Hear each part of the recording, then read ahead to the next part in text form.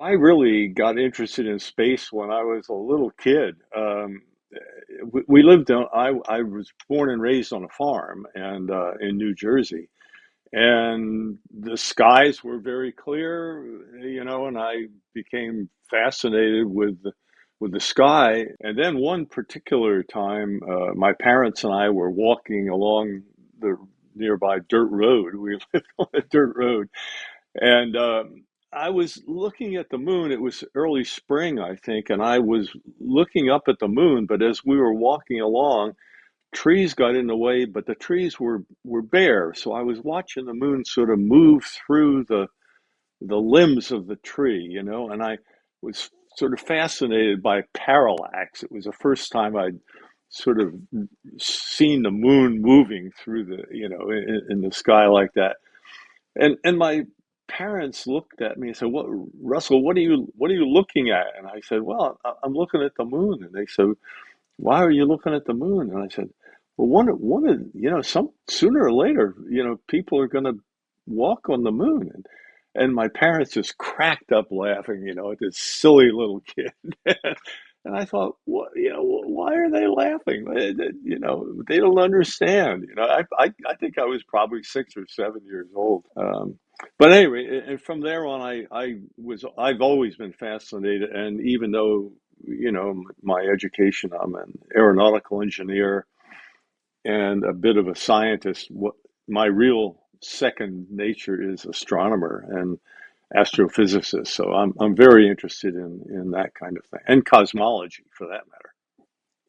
My memory of the event in which we were given the watches by Omega was in November of 1969. If I remember right, it was just after the Apollo 12 mission. So Omega held an event at the Warwick Hotel in Houston.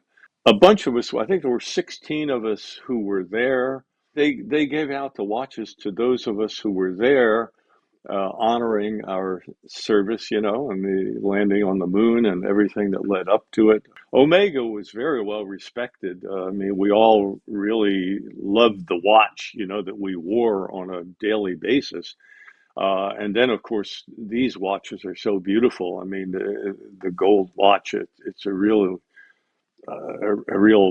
beauty. And then I gave up wearing all jewelry, watches, and everything else. So that mine was really kind of in a drawer, frankly, and just stored.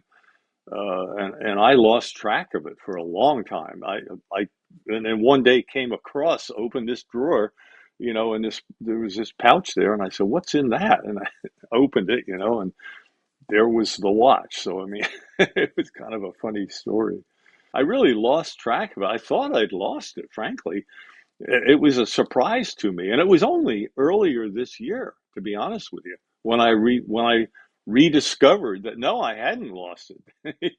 There it is. So that was quite a shock, frankly. The back of the watch is engraved, and Omega did a beautiful job in terms of the comments they have there. That it was a real recognition of the event, the collective event of the lunar missions, on time, etc.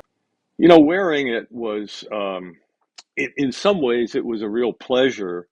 Uh, However, the reality was that when you were wearing it, I mean, the only thing there I could see is on the clasp on the band, on the back of the watch, or on the back of the band, at the edge of the band, it was my initials, RLS, which was a really nice touch.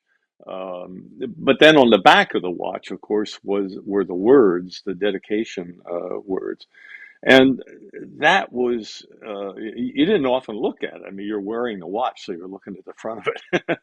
But, every time I would look at the back of the watch, I would kind of be reminded, of the missions. I'm 89 years old. I don't have all that much longer to go. Who knows when? But when you get to the end of life, you're looking at what do you do with things like this watch. I mean, it's really special. Well, if I had one kid, it would be pretty easy, you know?